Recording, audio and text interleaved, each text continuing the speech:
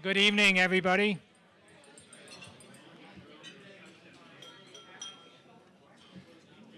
Per our program, we should be starting dinner right now, and I should be done. But uh, obviously, we're running a little bit late, and the reason is that we want to make sure everybody's here.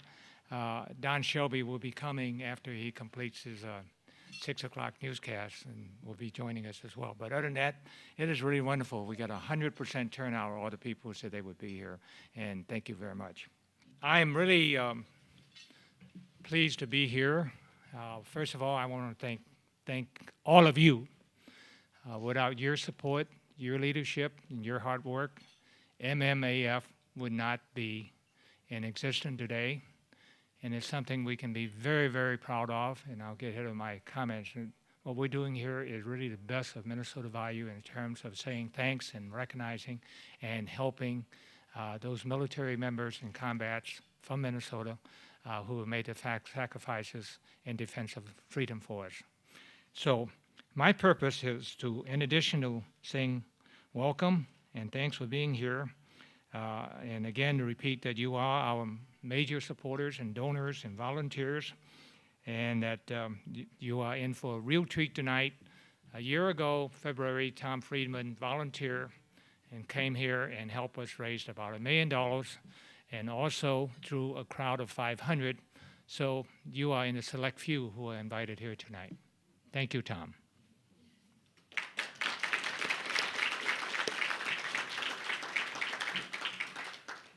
We have the kind of the first insight to what's on Tom's mind, because he has been on traveling the country, has been on his book sabbatical, and he's just started resume writing. So he's got so much on his mind in terms of what's critical to the future of this country, and we are the first crowd to really get that insight. And I think we're very, very fortunate. And Tom, the timing could not be better. And again, thank you.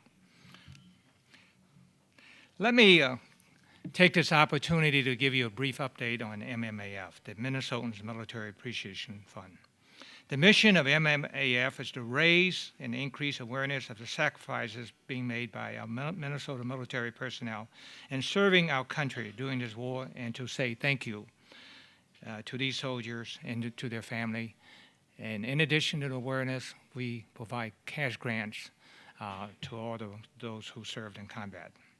Minnesotans who have served in a combat zone since September 11, 2001 are eligible to receive a cash grant of $500 given to those who have served, $5,000 to given to the families of those killed in action, and between $2,000 and $10,000 is given to those injured, depending on the severity of the injury. I am proud to say that in less than 3 years, we officially launched our mission, or launched the effort, MMAF, in August 5th or so, 2005. I'm proud to say that during these 3 years, we raised over $6 million. We have provided more than 6,500 grants. And I should tell you that, to my surprise, about 1/3 of these grants are to reservists and to active military personnel, which is something that I had not expected, because originally we thought those who really need the help are the citizen soldiers. But the reservists, I guess they're kind of the forgotten people. They're really citizen soldiers as well, but then a number of active duty personnel. Our grants thus far total in excess of $4 million. Of these grants, the breakdowns are as follows. 35 went to the families of those soldiers killed in action, and unfortunately, I hated to tell you, we're working on another 20 to those killed. So that means the number of Minnesotans killed in action with connection to our states exceed 55. So we're working with those families. We allowed a grieving period, and then provide them with the grants as we help them complete the application. 237 soldiers wounded. Of those, another 50 applying for additional grants based on the severity of their injury. So it is the needs out there, the impacts, the severities have just been enormous, and something that you and I kind of forget about when we go home every day. Now, our mission of saying thanks to Minnesotans serving our country has been enhanced embraced by our great state. As I said earlier, we wouldn't be here without you, your support, and all the wonderful volunteer efforts of many of you. And as soldiers, we have many comments, and every time we provide you in our annual report, and I get an occasion to talk about it, we give you some of the letters and notes that we receive in our office here. But I can assure you that the impact has been enormous. In some cases, our grants help to meet financial needs. As I said, we receive messages, and here's one from the Sterlings of Ashby, Minnesota. Anybody know where that is? Fergus Falls. Fergus Falls? It's close to Fergus Falls. Yeah, you lived there, didn't you, as a kid? It's about 20 miles, 25 miles south of Fergus Falls. Oh, wonderful. This is a message from a soldier, the Sterlings in Ashby, Minnesota, who wrote, "Thank you for the fund check. With a spouse being away and the income down as we have our own business that had to be put on hold, your check came in a good time." End quote. We've heard about MMAF grants enabling soldiers to pay their mortgage, do needed repairs on their homes, or meet some other financial need. More often, however, and Dennis Schustad has repeated this time and time again, and that is the idea, the knowledge that their service is being recognized and being appreciated, unlike Vietnam or a similar period.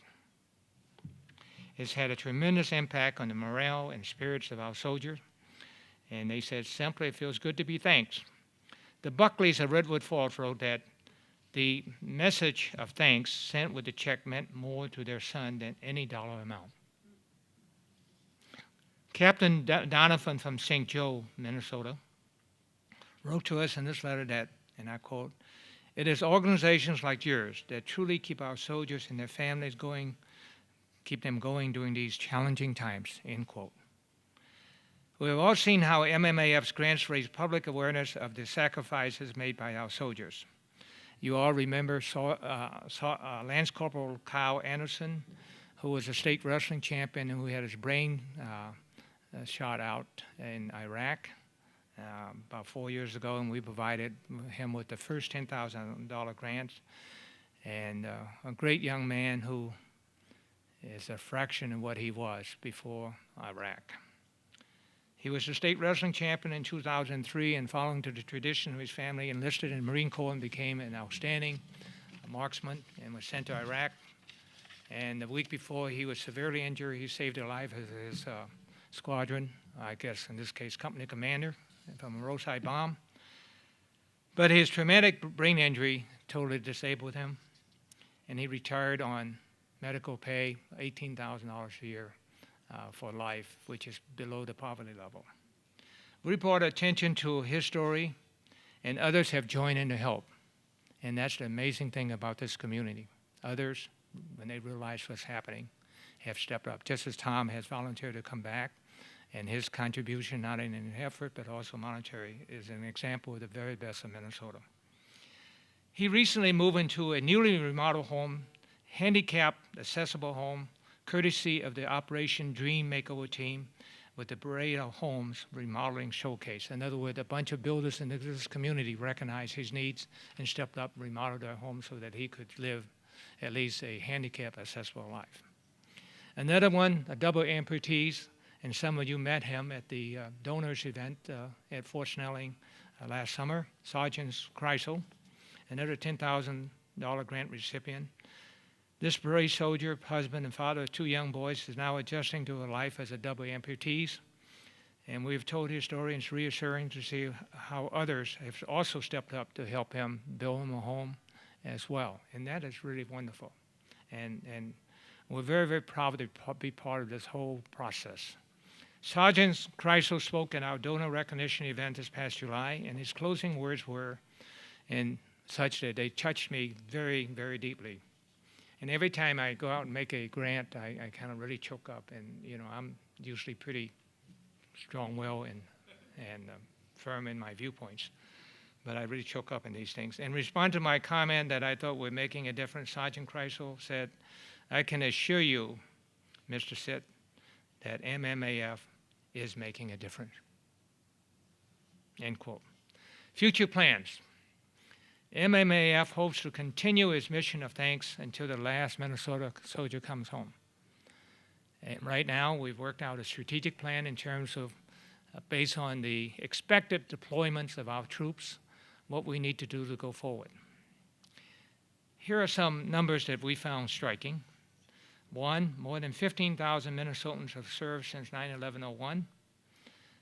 Two, we have awarded over 6,500 grants, and we estimate that another 3,000 soldiers who returned who are now eligible for a grant from us.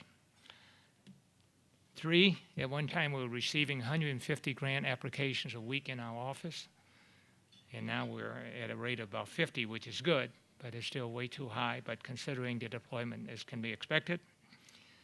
As I mentioned, 50 severely injured soldiers will be applying for additional grants above the $2,000 level, and that we're working on 25 grants to the families of those killed in action.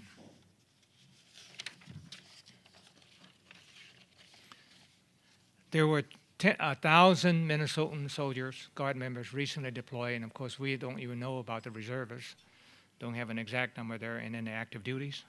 These soldiers will be eligible for grants from us, and we're told, and Major Fleming, who's out there, who works in the Guard's office, can give you more details, but we're told that another 1,500 Minnesotan Guard members are scheduled to be deployed this year. And then our Guard unit has been told by DOD that they can expect 1,000 or 1,500 of our reservists and Guard members to be deployed in the foreseeable future.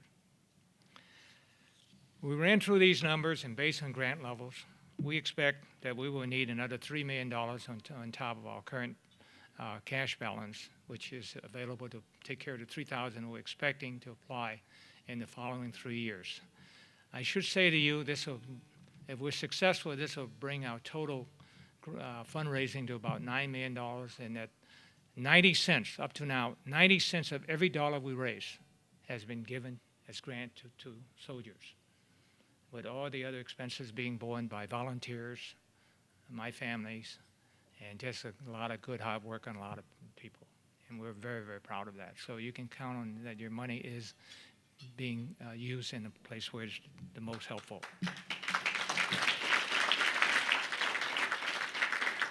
This is a challenge ahead for us. With your support, I'm confident we'll be able to meet this challenge.